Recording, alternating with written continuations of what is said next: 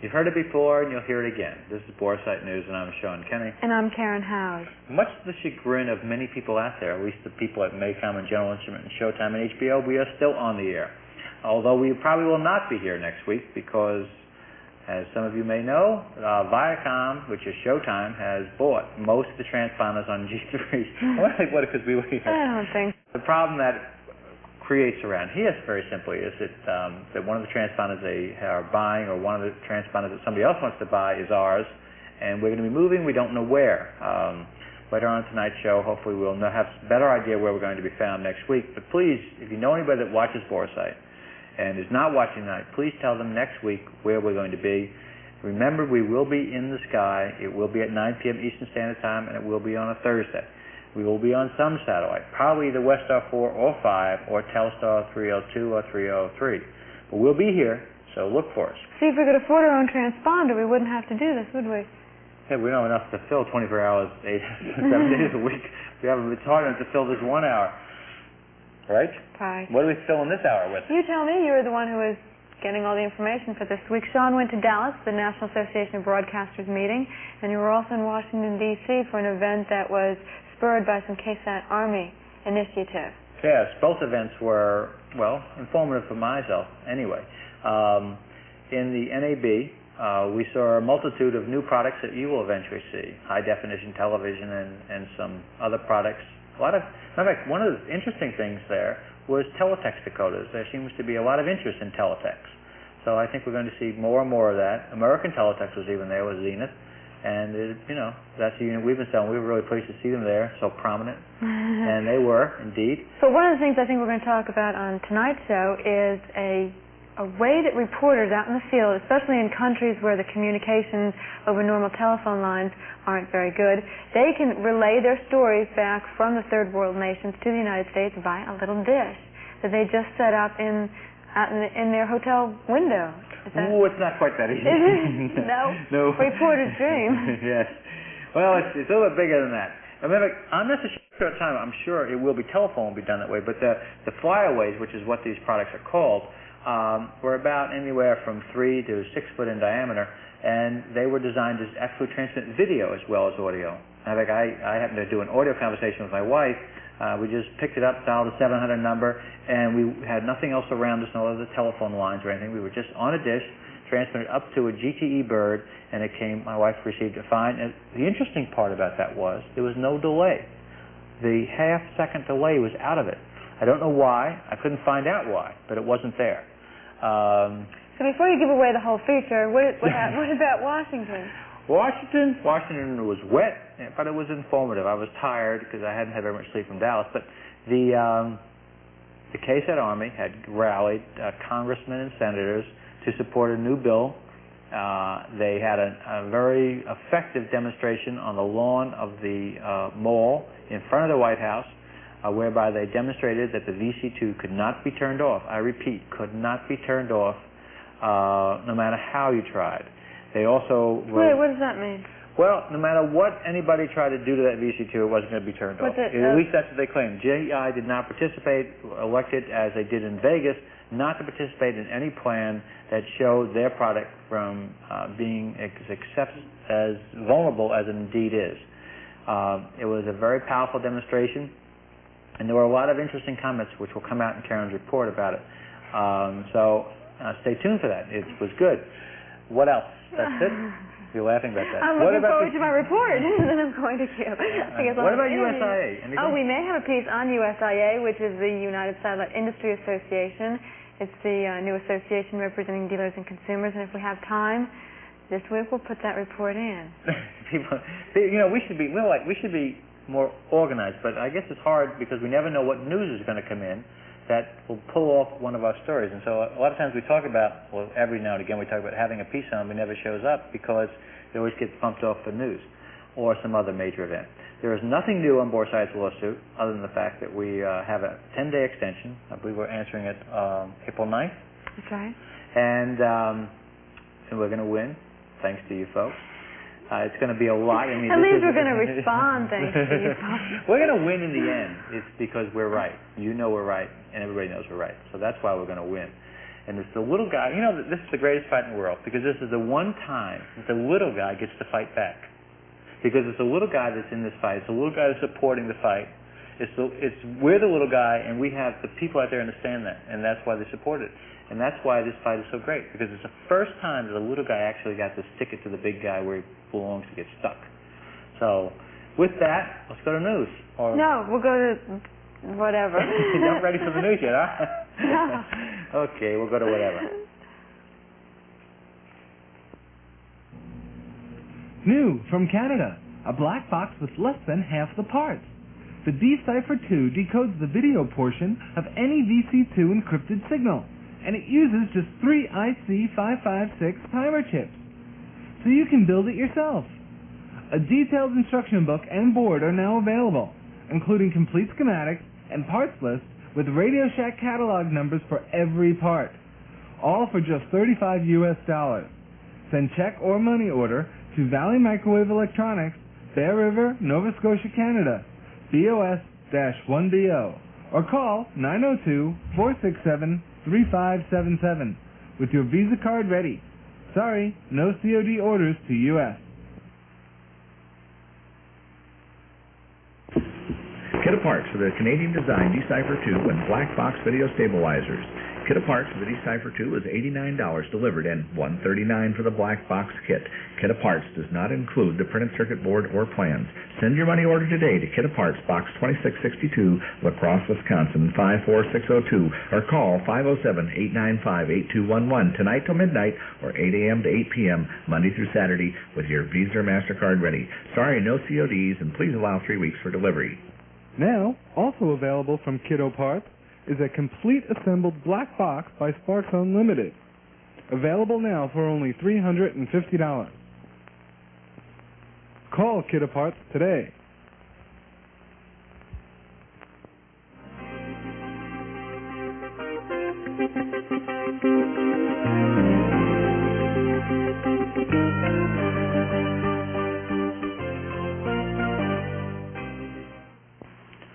As satellite downlink equipment becomes smaller, lighter, and more efficient, so does the equipment needed to uplink both data and video signals. At the NAB show in Dallas this past weekend, we sampled the latest in portable uplink technology. How you doing? My name's Lee Hadlock. I'm for Boresight News. I'd like to show you the ultimate in a cellular phone. As you can see here, we have a little KU-band uplink and 4 little portable phones here. If you need fast phone service, definitely go IDB. Hi, Don. I'm calling you from a satellite antenna. You can't believe this. You're starting to break up a bit. Well, no, it's like I'm outside, and I'm standing beside this little 3-foot antenna, and we're going up to a satellite, and we're coming right down. Do you believe that? It's all on tape, but John and I are hitting. Well, I'm in Dallas, baby. I'm coming home. And a television broadcast is almost as easy as a phone call. These portable KU systems can be set up to transmit and receive in less than 7 minutes without tools. They are known as flyaways, and they can fit nicely in the backseat of your car or a helicopter. They make it possible to uplink news and events live from any place in the world, all for less than $200,000. This is a satellite scooper, which has been developed by Toshiba. And the feature of this equipment is very light. The weight is about 100 kilograms in total, including this parabolic antenna of 1.2 meters. And this power amplifier, the output of this power amplifier is 120 watts. And this unit is exciter for this equipment.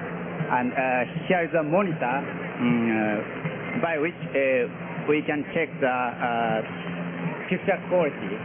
And here is the frequency we can choose carrier frequency by this point. And this parabolic antenna is easily moving like this. And of course, elevation angle will be controlled to this direction.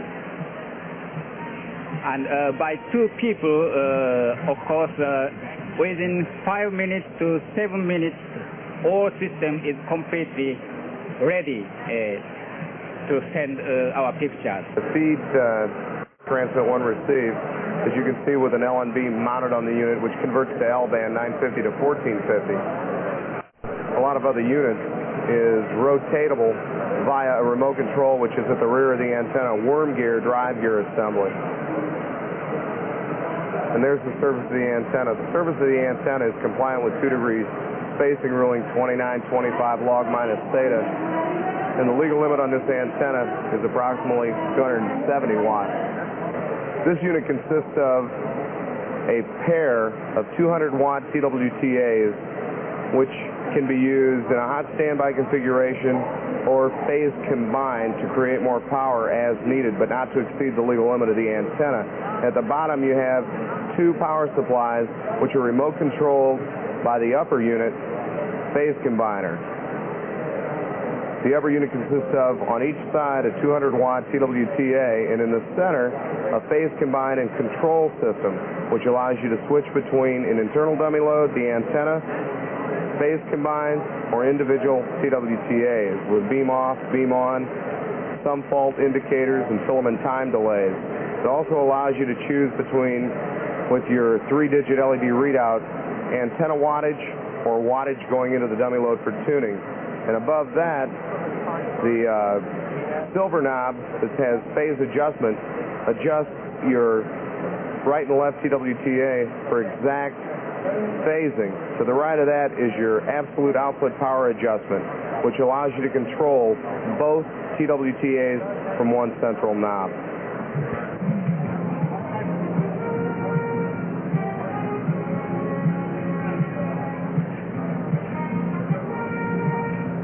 Next, the parabolic antenna is assembled and assessed.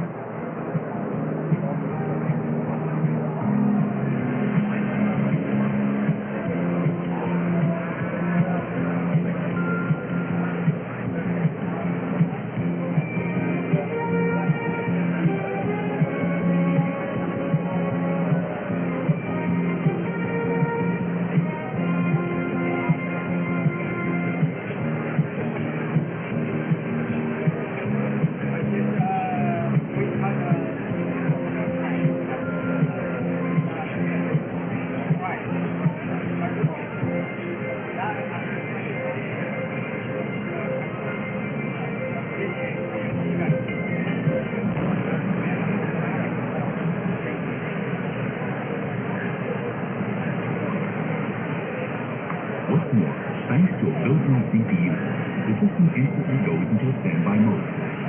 The system also is incorporated with its own communications handset. The bottom line is unmatched ease of operation, speed, and cost efficiency.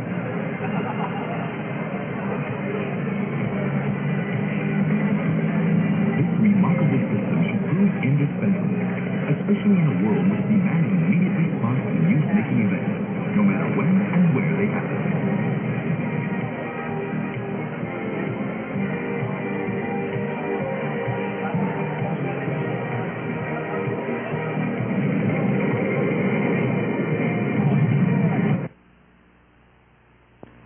The Transponder, your source for inside information on the satellite industry, will now offer a consumer edition, premiering in early April.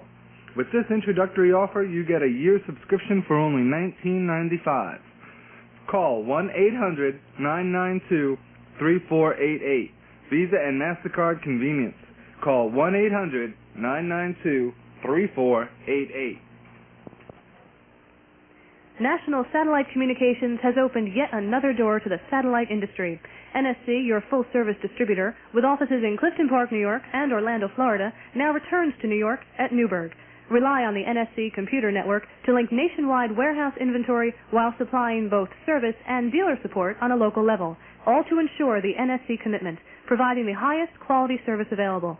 Remember NSC and their newest location in Newburgh. Contact them at 1-800-323-9486.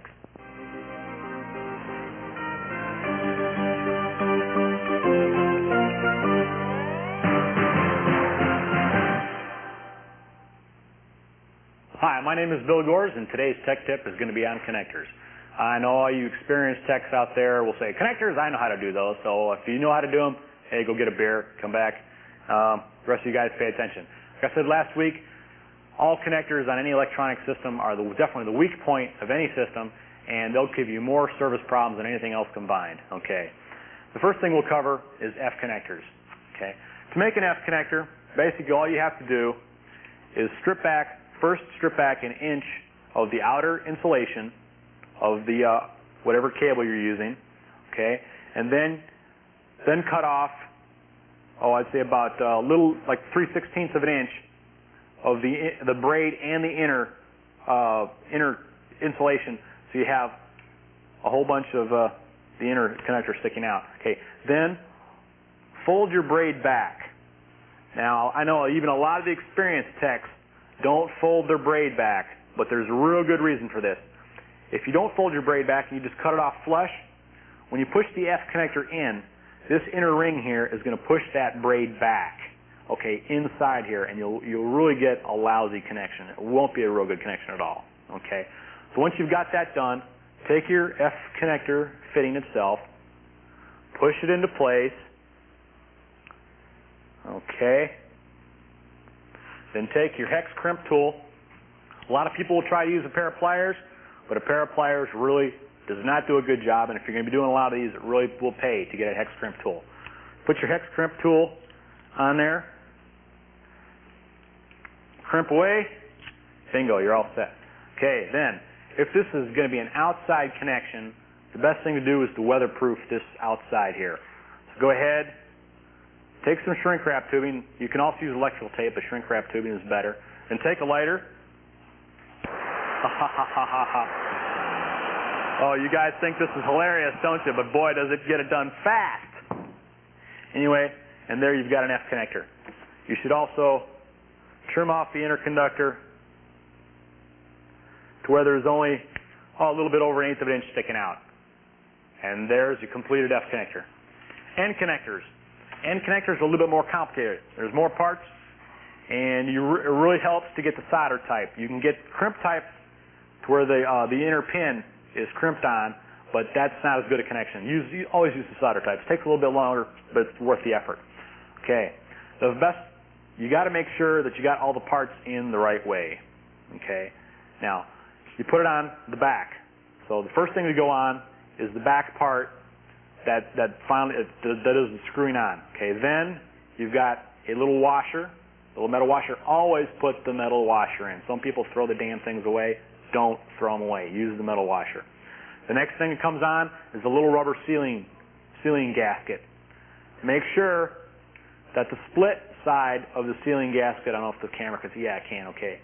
Make sure that that's towards the front of the cable, okay, because that's going to fit against here and seal that up. All right.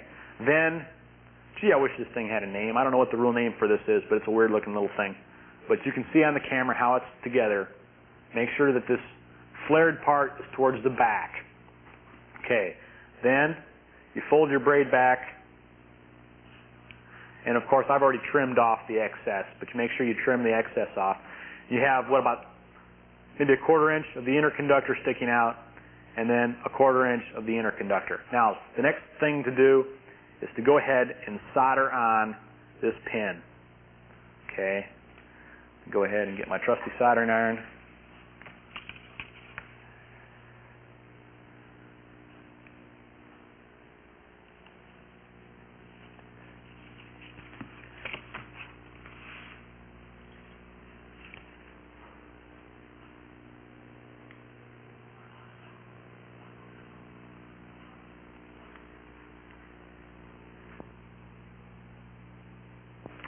Okay, once you've got it all soldered, what you want to do is go ahead and push the rubber gasket up.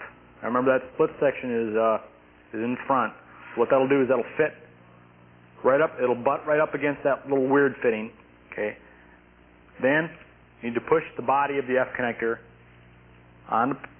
into place here. Okay. Then you screw this in place. Now always remember to hold the body of the F connector still and turn the back fitting, not the other way around. If you turn this part, you'll tear the braid off inside, and what's not torn off will be twisted around. Okay, so always go ahead and use a wrench and tighten that down.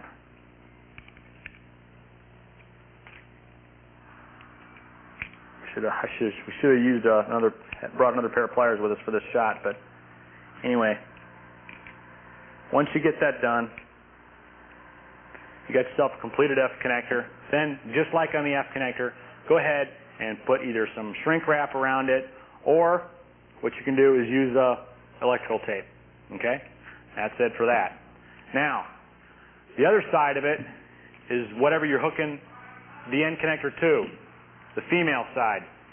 There's a lot of people that what they do is they take silicone sealant and put it inside the end connector for sealing purposes. Now, I know Shaun does this, and he's never had a problem, is what he told me. I know a lot of people have had problems with that. So I think what you guys ought to do is just put a little bit of silicone sealant around the female side, okay? Or, hey, you can take a tip from plumbers. Hey, if anybody knows about leaks, it's plumbers, right? Take that Teflon tape that they use, wrap a couple wraps around there, tear it off, tighten it down, and then stick this on and crank it down. Okay? And that's that for that. And that's connectors for today. Okay? I guess that's about it.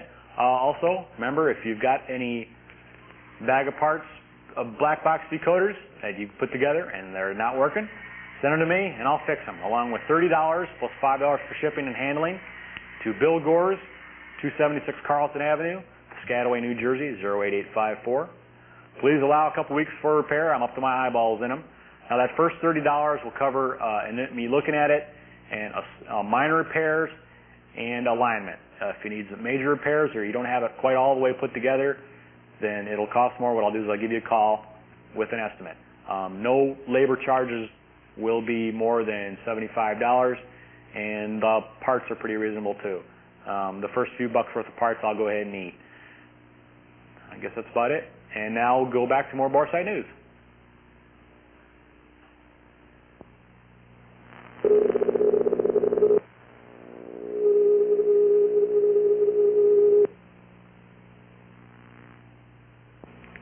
Perhaps the most important part of your satellite system is a good program guide. Now, each guide has its good points, whether it's listings, features, grids, or news. But coming in April, there is one guide that has it all the best of all the others, and it's all found in View. A clear, concise grid like Orbit, a detailed log like Satellite TV Week, reader mail and feature stories, hidden signals and where to find them, up-to-the-minute industry news, and more of it. Everything you said you wanted in a guide, View has it.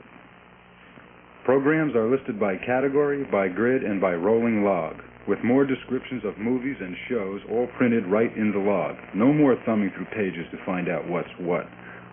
Plus, View gives you the scoop on the satellite industry, the latest hardware, and what you can do to get more out of your satellite system every week. With all that View has to offer, you may think it should cost more. But for a limited time, Boresight viewers can now order a one-year subscription for only $30. That's $15 less than the other guides. So call today, 1-800-351-1700. This offer is for Boresight viewers only, and only for a limited time. Dealers, register in our dealer program and find out how View can be your greatest sales tool. Call 1-800-351-1700. Oh, we all know what flyaway means. Flyaway is just what it means. You fly it away and you land it, and there it goes. Wonderful means of communication. But there were other things at the NAB show. Yep, there was high-definition TV. Do you know what that is? Sure I do. It's when you have twice the amount of lines in your picture, which means you have twice the amount of definition, I suppose. Yeah, well, how come we don't have it now? How come I feel like I'm being quizzed. Well, come on. I mean, I suppose we don't have it now because none of the major broadcasters want to invest the money into buying the equipment that it would take to shoot that kind of an image. You got it. You're right. But boy, I'll tell you, Dallas was full of high-definition television. I mean, it was. So why is it being marketed if nobody can utilize it yet? You know, I guess all trade shows are the same in this country. They always show the product that isn't and tell you it's going to be.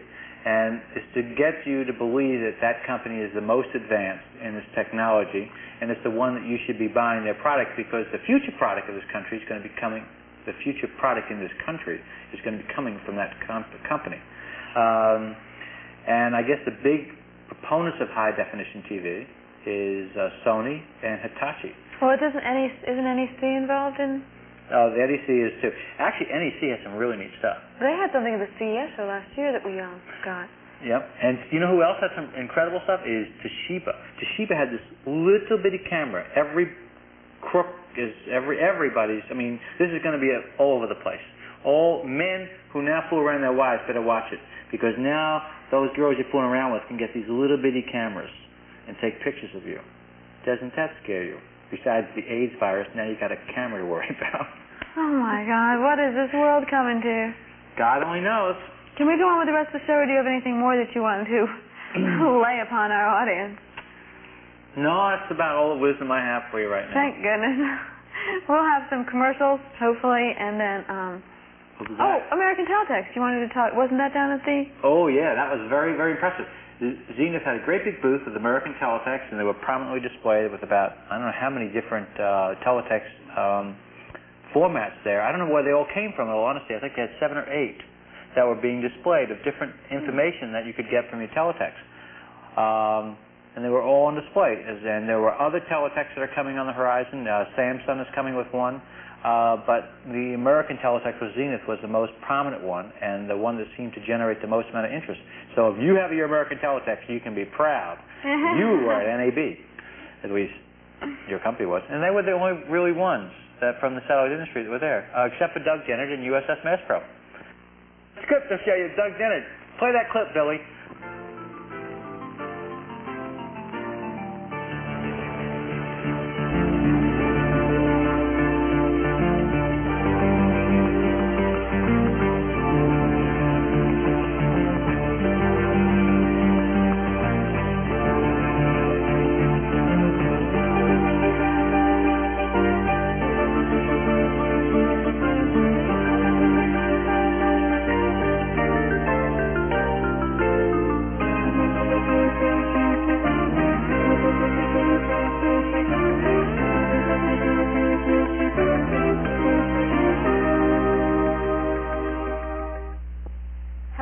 Satellite Television Industry News Update. Co-anchoring with me this evening is Alita Marcuzzi, and also tonight with the sports we have Bob Sanders, who you'll hear from in just a second. For the first story tonight, though, on Tuesday, March 31st of this year, Senator Albert Gore introduced Senate Bill number 889. It's called the Satellite TV Fair Marketing Act of 1987. The bill is being co-sponsored, and it was authored by Senator Gore, Bumpers, Ford, Sanford, Rockefeller, Sasser, Pryor, and Cochran.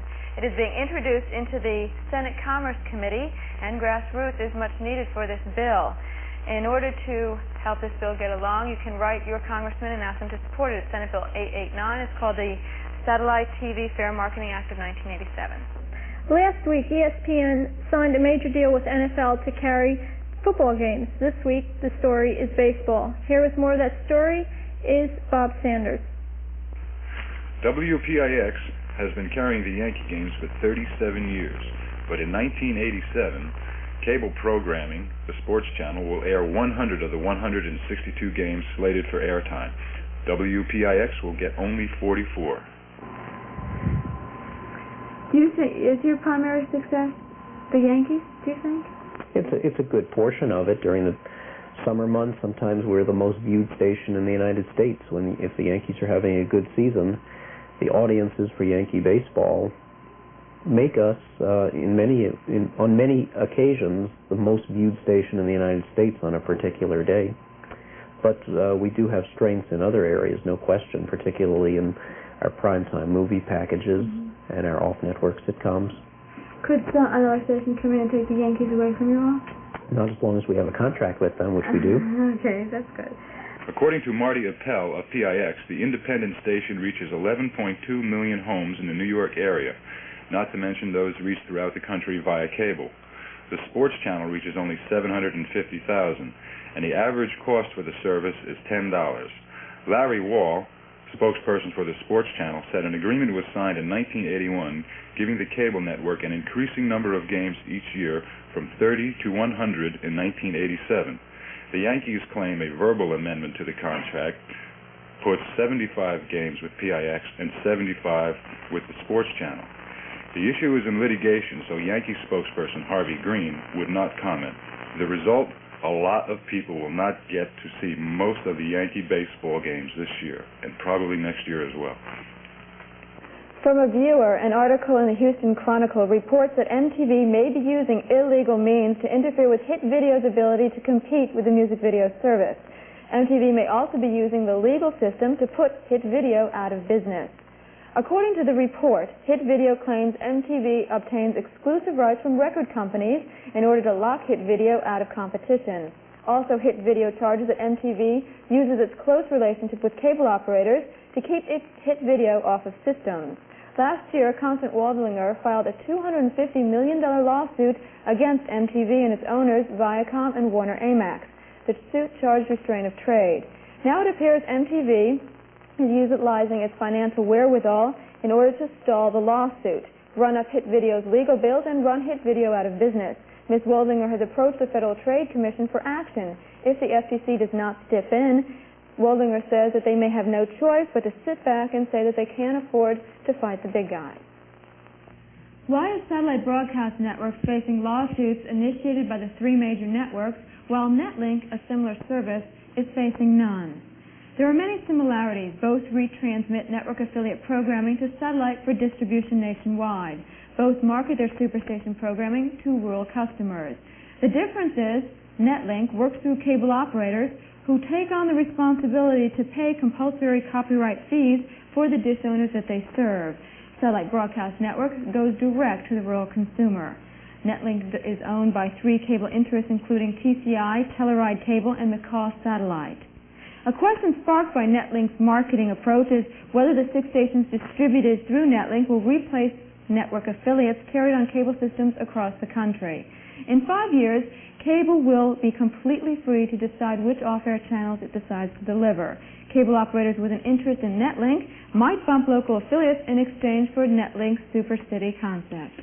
According to a letter from Senator Gore, the senator's inquiry into PBS scrambling intentions received a reply. PBS stated that it will keep its main program feed completely unscrambled, and it will allow satellite television programming guides to publish its PBS timetable. PBS says it will limit scrambling to internal communications and services not intended for public viewing. Where does the FCC stand on viewers' rights?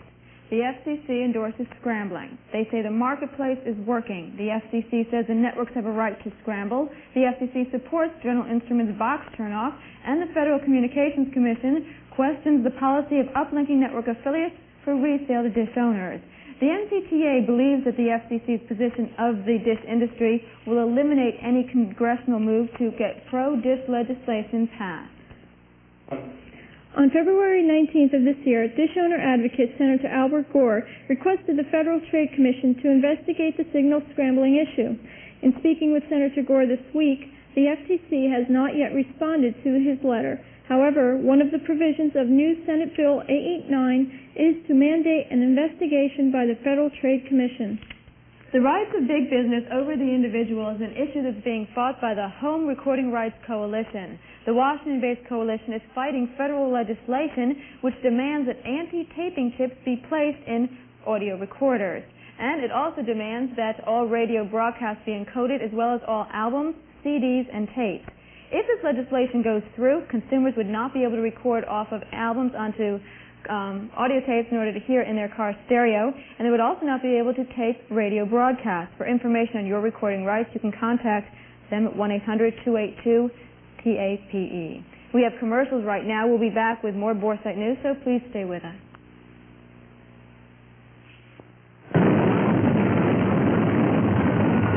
Don't blow your board. let DCSC install a socket in your VC2000. It's simple. Just send your chipset with a check or money order for $49 to DCSC, 267 Haddon Avenue, Collingswood, New Jersey, 08108. We will put a socket below the U30 chip and then reinstall your original U30. Your VC2 will remain in its original working condition.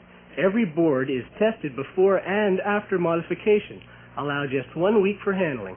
Packages returned via second-day air. We regret we cannot include a phone number at this time. If you need to contact us, simply drop us a line.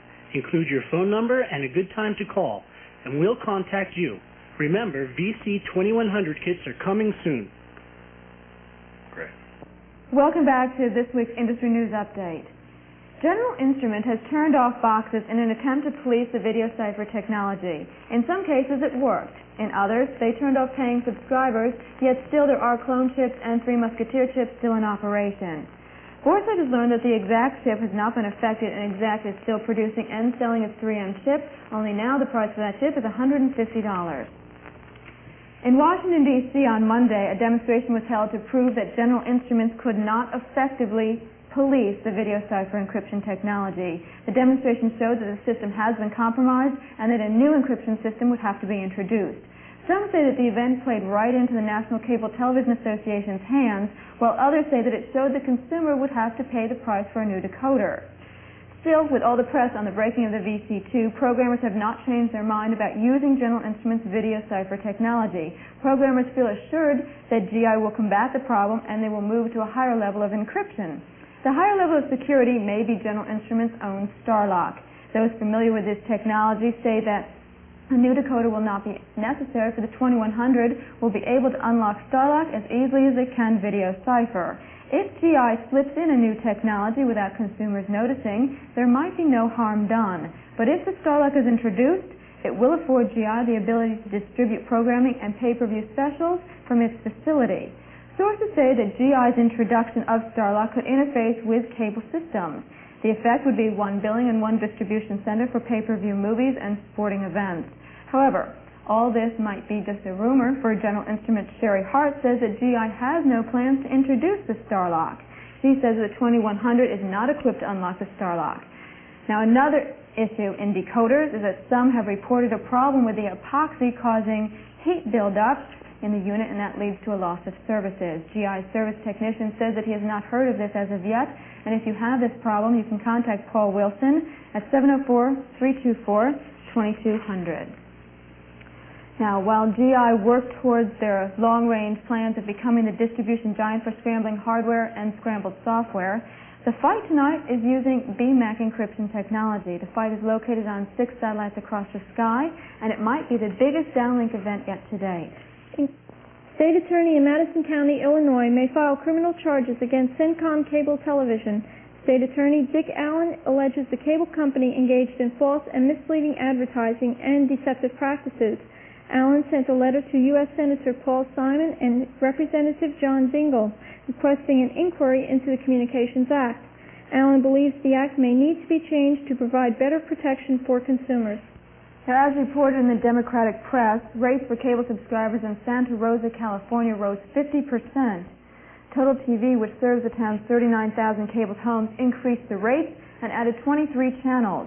The additional channel selections caused many subscribers to have to rent additional cable converter boxes. And they also had to rely on the technical expertise of their neighbors to hook up those cable converters to their TV sets, to VCRs, and to an AV switch. 16% of the city's population are senior citizens who decided to subscribe to cable in order to get the network channels in the clear. Today, they have to pay for the no-option 35-channel service, or they can buy a $700 rooftop antenna. Total TV is owned by Post Newsweek, which is a division of the Washington Post, and it operates 53 MSOs across the country. The worth of a Santa Rosa subscriber is $1,700. Now, publisher Tom Carwin, who authors the California Cable Letter, reports that cable operators have increased basic rates in order to decrease the rates charged for the premium channels such as HBO and Cinemax. In effect, Carwin notes that basic subscribers are subsidizing those who select to watch the premium services. In Largo, Florida, Congressman Michael Billericus listened to cable subscribers expressed dissatisfaction with cable rate hikes, and he heard the concerns of satellite retailers who cannot buy programming for their dish owners from local cable service. He claims he cannot compete effectively. The city's mayor requested the congressman to look into the 1984 Communications Act. In New York City, Mayor Koch is asking for new cable companies to bid on wiring the cable's 5 boroughs. In 1966, Manhattan was cabled, but since then few residents in the outlying areas have been able to receive cable services. Koch believes increased competition will improve services and move things along. In the business of putting small businesses out and making big business bigger, a new cable firm is being launched in Manhattan to help MSOs acquire those itty-bitty cable systems. The firm will be run by Bill Strange, who comes out of Sammons Communications. Can smaller cable systems compete with the MSOs? From an article in Multichannel News in Oregon, independent operator Alcea River Cable Systems says they will fight TCI in order to keep choice and competition for the cable viewer. Alcea has been charging its cable subscribers $8 a month for the last 6 years. The husband and wife team serving 900 subscribers do not take a salary. Gradually, Alcea has spread into TCI's territory, so TCI dropped its $9 charge to $7.87. Alcea says that TCI is trying to run it out of business, but TCI says that it's merely competing. However, TCI can afford to drop its price way below Alcea if that's what it decides to do. MSOs get large discounts because they serve a great number of subscribers across the country. Independent broadcasters are protesting TCI's rearrangement of channels on cable systems. TCI is moving off-air channels above Channel 13, but if subscribers want to watch these services on additional TV sets, they must pay for an extra converter box. Preston Patton, president of INTV, says TCI is removing local stations from the first 12 channels and replacing them with unpopular cable services in which TCI has an equity interest. Here now in programming news. For the first time in television history, cable outbeat 2 networks in ratings. WTBS rated 11.4 for its March 22nd airing of the Titanic. 4,500,000 homes tuned into the program, breaking basic cable rating rates. It has been rumored that the nation's cable operator, TCI, may be headed into equity partnership with Showtime, but that information has not yet been confirmed. Home Dish Only, now delivering American Ecstasy, will start a lingerie and a leather goods shopping program. Also in shopping on video is a cable-exclusive fashion service which will debut in July on Satcom 4 Transponder 14. 21 cable multiple system operators own equity in that service. To expand without disrupting relations with cable usually proceed carefully. QVC is hoping to enter the broadcast marketplace, but will only do so in areas where they are not represented by cable, and if their cable partners give them the green light. NBC has a cable programming business since 1985 when it tried to introduce a competing news service which would compete with CNN. But NBC's plans fell through when MSOs would not support their venture. Now it appears NBC has learned that if you can't beat them, join them. The #1 network is pursuing offers from cable operators to join forces in distributing news abroad and now at home. According to an article in Multichannel News, 48.2% of television households are wired for cable. This report came from an Arbitron Ratings, and it represents a 7.7% increase from the figures reported last year. Highest cable penetration is in Santa Barbara, California, Laredo, Texas, and Palm Springs, California. On the bottom of the list of cable penetration is Baltimore and Chicago. Japan may be getting into the United States cable business. MSOs now on the market may soon have Japanese owners. Last week, an editorial published in a local paper cites the concerns over CBS's move to scramble network programs. Although program brokers such as Satellite Broadcast Networks attempt to re-air that programming, CBS is against that as well. The story ends with this. It, CBS, sits in a lonely corner of the information age, nursing one black eye and casting the other nervously on a changing world. Since Annixter Brothers was acquired by ITEL Corporation in November of 1986, it has brought 4 supply companies to expand its services to the cable industry. Annixter's most recent acquisition is aimed at Telewire. Charlie Ergen has been noted as this industry's best marketeer. His business savvy has been seen in his role in purchasing Houston Tracker, introducing IRDs into the marketplace, and now developing a program package which is very reasonable and fair for the dish consumer. Through Irvin's carefully fashioned relationships with General Instruments and program sources, the package does not make him a true third-party distributor, but it does show that creative marketing can put a decent show together for the dish consumer. Satellite Source is offering a 2100 for $299 if a customer buys either a year package of HBO and Cinemax for $179 or 21 basic services for $120 a year. Those 21 services include 14 superstations, which includes the Primetime 24 networks, as well as CNN, Headline News, CBN, Discovery, Country Music, VH1, and the Black Entertainment Network. ESPN, other sports channels, and Viacom services are not included in the 21 services. Satellite Source operates as a dealer reselling programming. They get $50 a subscriber for those signing with the HBO Cinemax deal. Satellite Source is the first fair deal for the dish consumer, and it's one that we should maybe look into. Norsat is extending its 5-year consumer warranty to 7 years. The 7-year warranty offers factory service hotline, parts and labor, 48-hour repair turnaround, return freight prepaid on shipments. Norsat manufactures satellite receivers and other electronic products. For information, call 1-800-663-8733. In Canada, please call 604-591-3334. Collect. It's a good business, Norsat. That's this week's Satellite Industry News Update. We still have more Boresight news coming up, but we have a spot which is going to detail more on what happened in Washington, D.C. with the KSAT Army and the demonstration on the video cipher. So stay with us.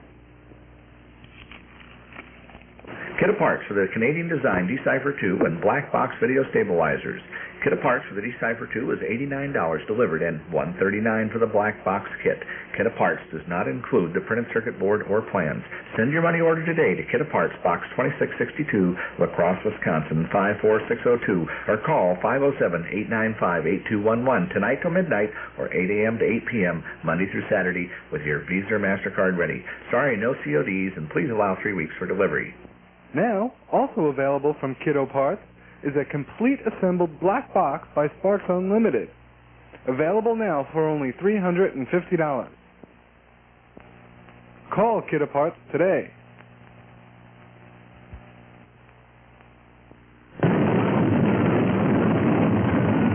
Don't blow your board. Let DCSC install a socket in your VC2000. It's simple. Just send your chipset with a check or money order for $49 to DCSC, 267 Haddon Avenue, Collingswood, New Jersey, 08108. We will put a socket below the U30 chip and then reinstall your original U30. Your VC2 will remain in its original working condition. Every board is tested before and after modification. Allow just 1 week for handling. Packages returned via second-day air.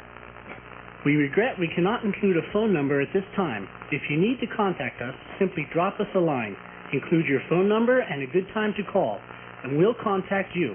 Remember, VC 2100 kits are coming soon. The KSAT Army, strong, powerful, and on the move. This week, the Army converged on Capitol Hill to voice their opposition to the cable television monopoly and support of Bill S-889. We've just seen a deregulated monopoly turn loose on the American public. It's buy-sell real estate time for cable companies. They now own everything on the ground. They want to own everything in the air. That public park in the sky where all those voices emanate that tell us what to think and how to be and what to desire, what to hope for, how to dress and how to eat. Those opinions, those viewpoints are being consolidated down to a couple financial corporations. And those financial corporations have gotten in league with the FCC, and the FCC put your public airways up for auction. S-889 calls for a standard of encryption in the satellite industry. The KSAT Army urges you to write your senators and congressmen to support this bill. It may be the first step in the battle to win the cable dish war.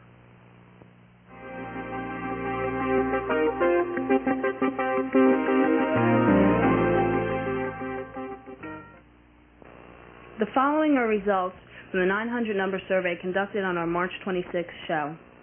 The first question asked, was where would you like Boresight to focus its content? 60% of you said on consumer rights, while 40% said on technology and communications.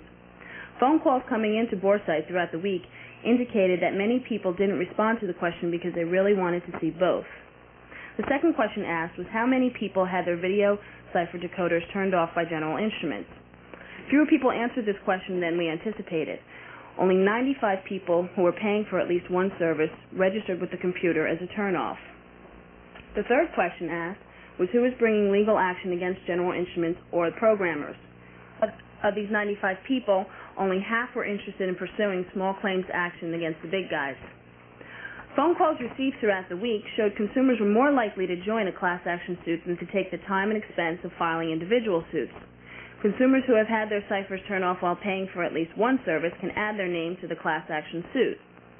Those who have already called into Boresight and given their names don't have to do it again. These participating will equally benefit from any monetary compensation awarded through the action.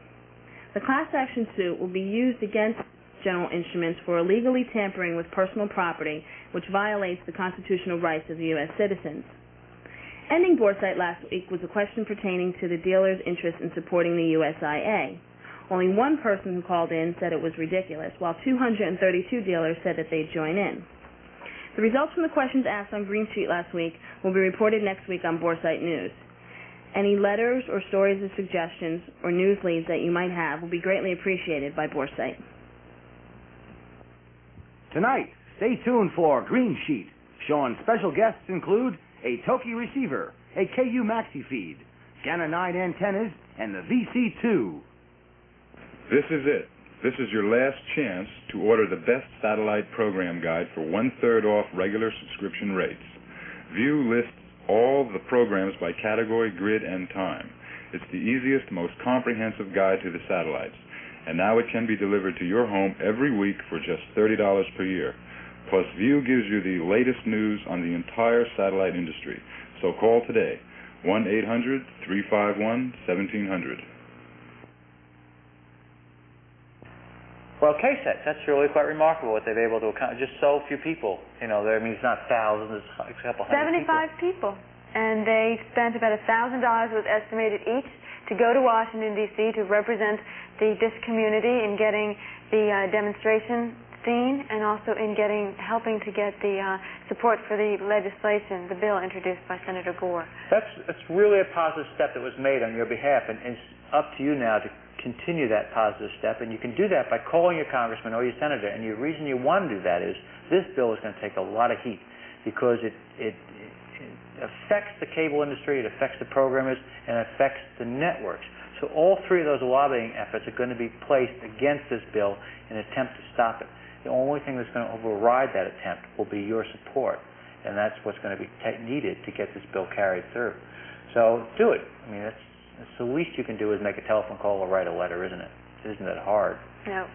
Now, right after Boresight tonight, we've got Green Sheet, but in between Boresight and Green Sheet, we've got another special little show that I'm not even aware. What is this little show? Yeah, this is one of the ones we've been doing that you didn't know about. This is called Nothing. It's just a little thing we talk about, all the scrambling issues right after Boresight, so that you people understand what's going on, and it won't affect Karen's position in the lawsuit. Did your attorney know about this little show? No, he doesn't know, and what he doesn't know won't hurt him. It'll hurt you, maybe. Might be a little problem for me on the road. But listen, you know, I enjoy a good fight, and there's nothing like fighting a couple lawyers. Right? I can hear them. You know, I guess especially when you're right, you can take that stand. You can get that. You can have that feeling that you're ready for the fight when you're right. Yeah, it is right. Exactly right. You know, I don't mind the fight. And that's all we have for you on Boresight, I guess, right? Yes, I believe. Except you've got to remember, Boresight is going to be in a different place next week. So where's it going to be, Karen? I don't know, Billy. Where's it going to be, Billy? Hopefully you're seeing it right now. And if you don't see it CG'd, we're going to be probably on Westar 405, Telstar 303, 302, or who knows, we'll be back on SpaceNet, but I don't think so. As we said, it's about 100 transponders that's possibly going to be on, so hopefully your actuator works well and your scanner works well. Remember, the Chiron will be up 10 minutes before we go up on the air. We will be back on at 9 p.m. Eastern Standard Time. We want to thank everyone out there for responding to the 900 numbers. That was really great, and Right. we truly do appreciate And it. again, thank you so much for the legal defense money that you send in. People are still sending in the money, and it's great. It's wonderful. We do need it. Yeah, you should see. It's amazing how fast those lawyers can eat money. It's just like... it's not really funny. I mean, it's too bad that that big corporations can use the legal system to stamp out smaller companies, and it's done every day, and I wasn't aware of it until now, and it's too bad. It's incredible. It's just incredible. But with your help, that's not going to happen around here. So, again, we've asked you not to keep that money coming, but for those of you that are super rich, a little help wouldn't hurt right now because of some things that have come up with extra demands. It's not that monumental where we're going out for this mass plea. We're not. But we do appreciate your support in this regard. All that money is being accounted for. As a matter of fact, there's a trust fund that's being set up. And don't forget, it's a loan. That's right. That's right. Because once we've proven the issue, we get all that money back because they have to pay the lawyers, the legal bills. And we don't know about interest, but we do know they have to repay all those legal bills, so we do appreciate it. And stay tuned for the rest of Green Sheet, or the beginning of Green Sheet, and hopefully there'll be somebody else doing Green Sheet, because we figured you're tired of seeing me, and you got to see somebody else. Hopefully she's better looking. Although I look pretty good in the dress. Oh, my God. Good night. I'll see you next week. Don't know where, though, do you?